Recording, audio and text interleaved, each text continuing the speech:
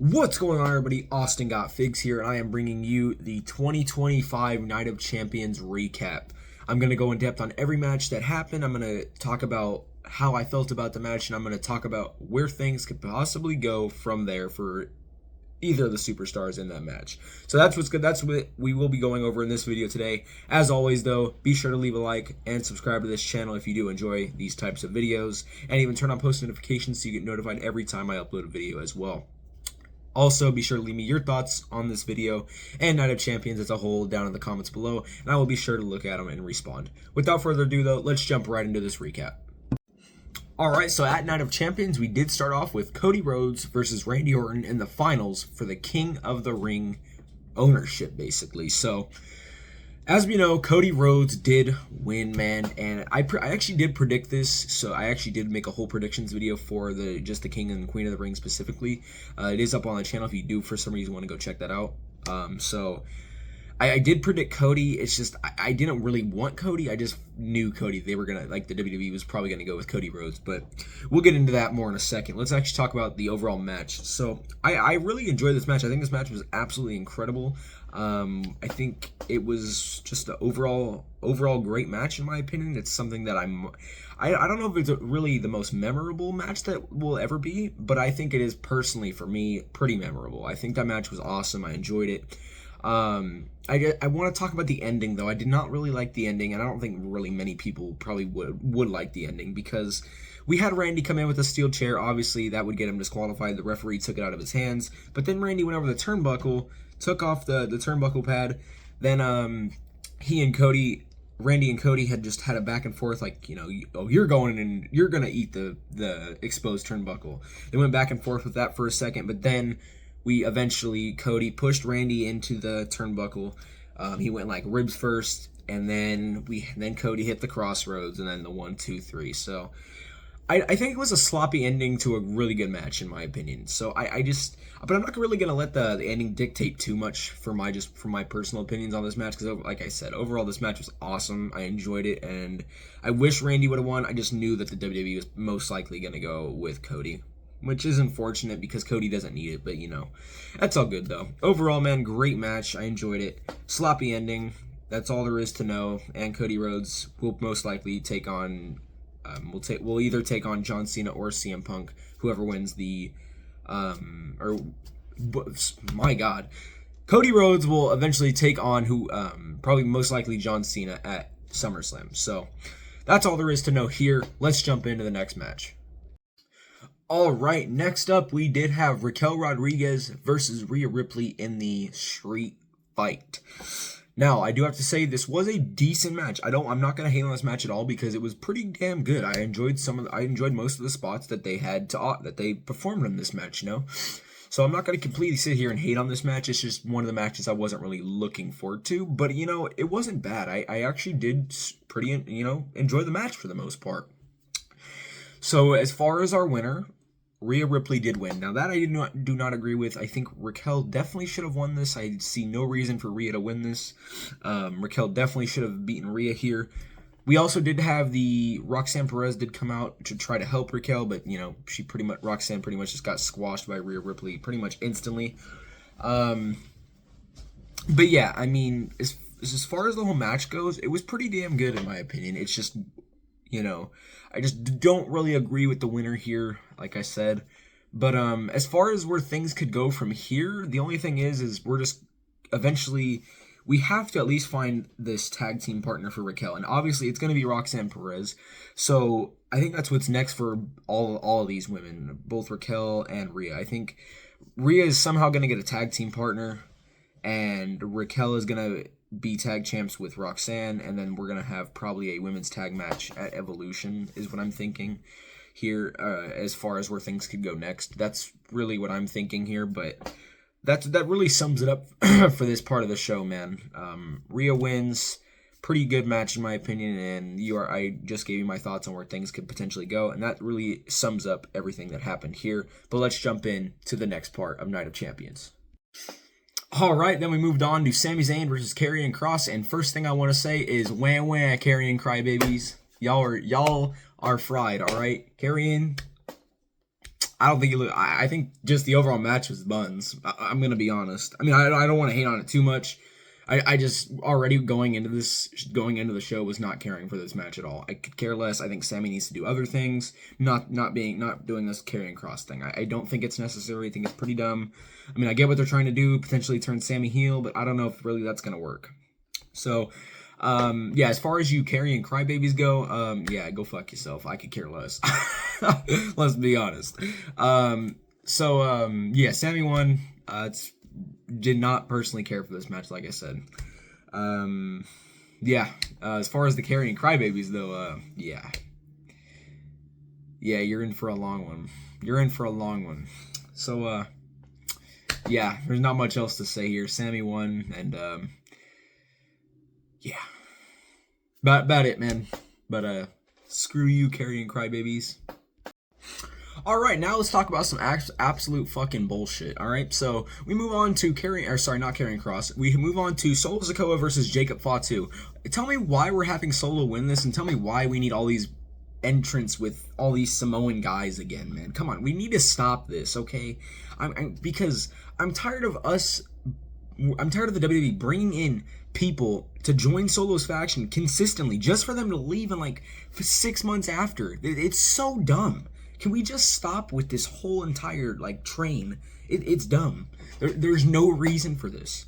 And why are we having Jacob lose? And why are we even having this match at Night of Champions? There's just so much that is that is just absolutely ridiculous about what just happened.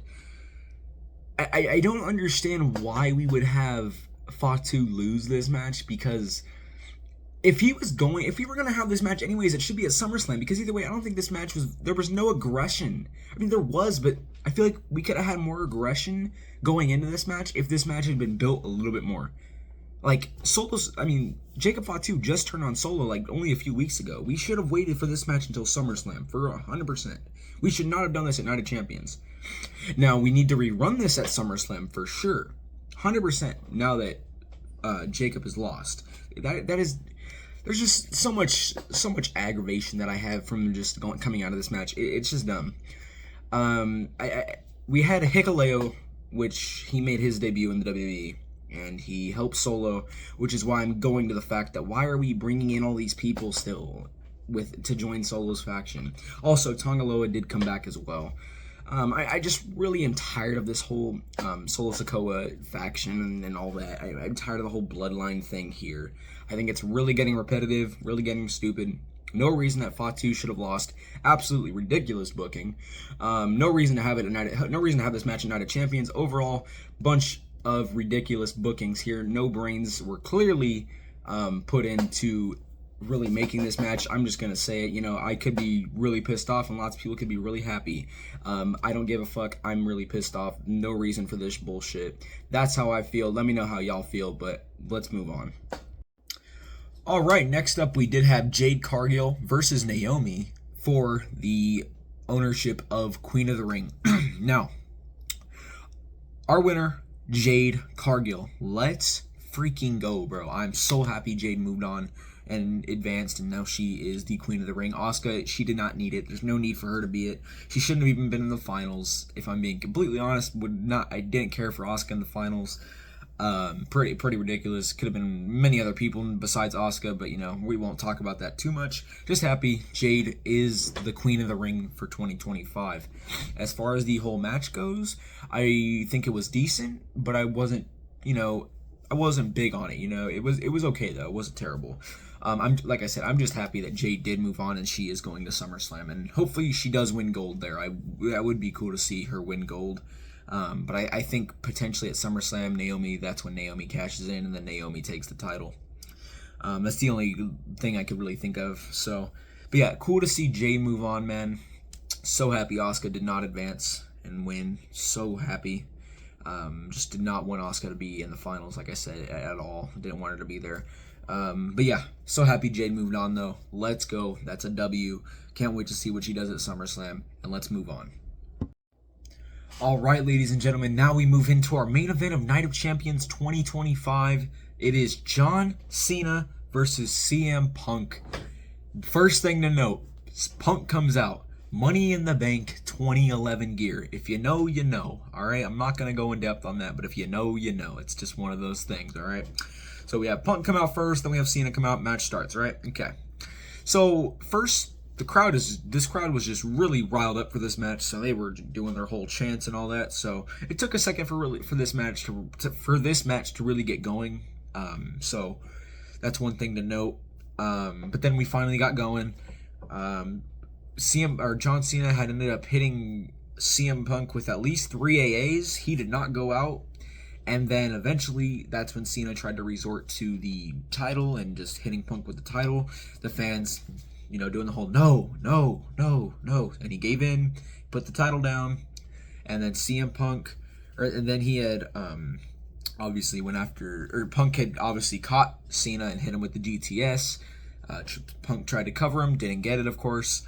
And then we obviously had ended up having the ref get knocked down by a John Cena shoulder tackle, and then eventually Punk got the upper hand after that, and then Punk had waved up at the stage, with the finger, come on, obviously signaling to try to get a ref out here that, can ref. Obviously we did not get a ref. We got burn it down. We had Seth Rollins come out, of course, which I think most of us probably expected.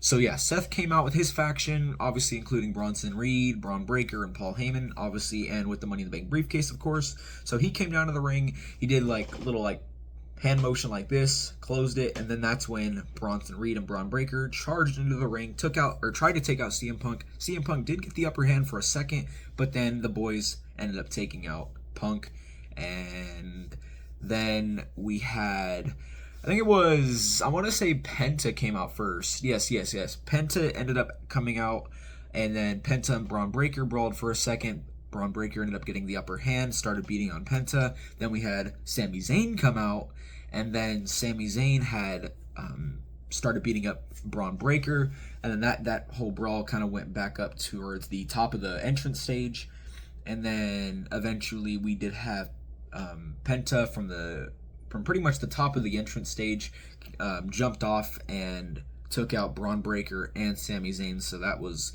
the end of Braun Breaker and all them there. So, and then obviously after that, we ended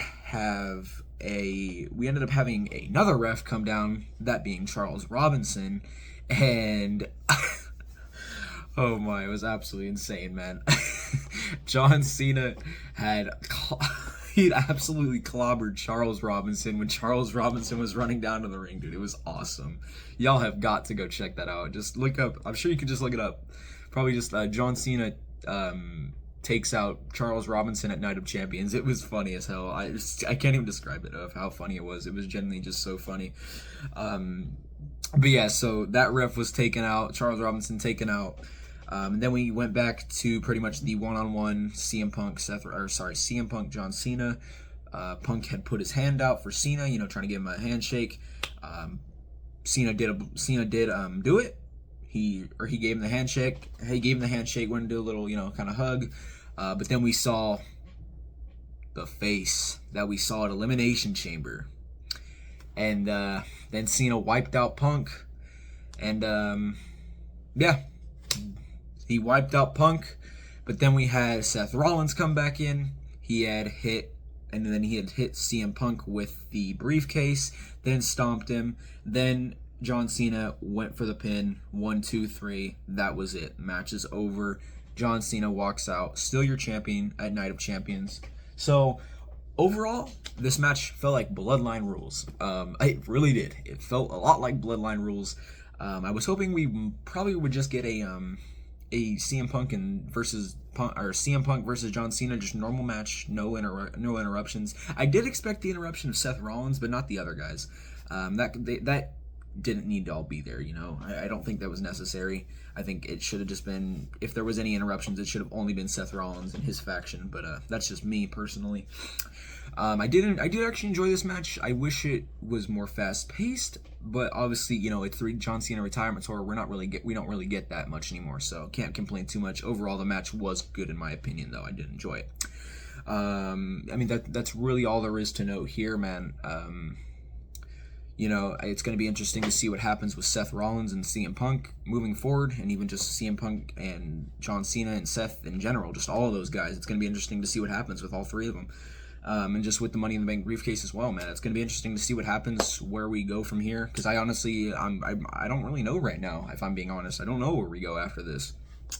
So it'll be interesting to see how that plays out over the next couple weeks on Raws and SmackDowns, of course.